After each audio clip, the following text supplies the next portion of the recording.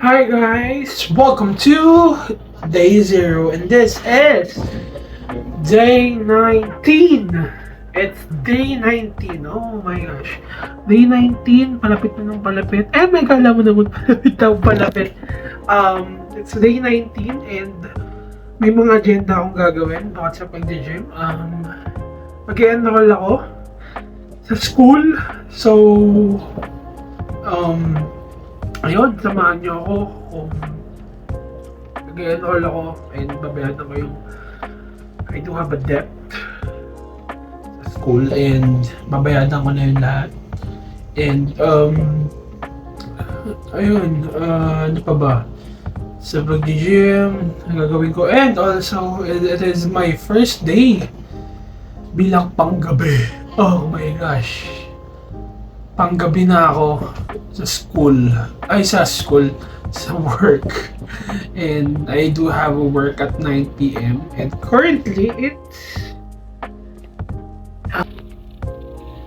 8:55, January 19. Yan guys. So yeah, samahan niyo ako. Marami tayong gagawin sa pagtatrabaho.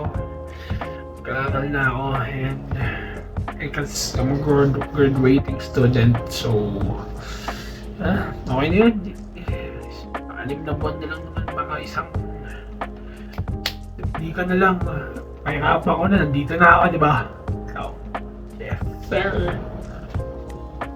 So yun, nasa school na ako nan.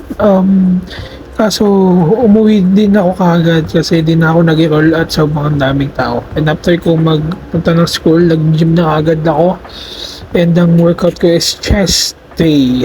So ayan guys. And ayan, spread the laki ng ano ko talaga. Anyways, so yun. Ilang workout ba ako? 11? Kasama na yung bicep, which is yung bicep hindi ko naman na na-videohan. Kasi wala lang, tinatamad na ako mag-video eh. Dami na rin naman na clips. So, yan. At, ayan. Yan, chest day. The guys, ano lang yan hindi siya masyadong ang gawa ko kasi lagi, hindi ako nagmamabigat, pero more on reps ako. So, lagi maabot ako ng 80 reps to 100. So, after nan, nag-treadmill na ako. Ayun, na-video ako din pa pala yung pagkakalikot ko. So, ayan, after ko mag-treadmill, as usual, after ko naman mag-treadmill, magbaboxing ako eh. So, ayan, 12:38 na rin. Nahabol ko yung oras kasi gusto ko matulog so hindi din naman ako nakatulog nun. And ayan, tapos na ako mag-boxing na, hindi ko na pinidyohan kasi nga, nakikinig ako ng sounds. Kaya, ayan. So, after ko mag-boxing, nagpagupit ako. Ayan. Yan, shoutout sa may Pateros Guada. Ayan, nasa trabaho na ako na. Hindi ko na binidyohan yung iba. Tapos, ayan, is yung training namin. So, yan. After ko ng work, etc. Ayan, 12 na ako kaya tapos na yung day something na yan. Nakalimutan ko na kung anong day. Pero yun nga, naka 3,986 yata ako.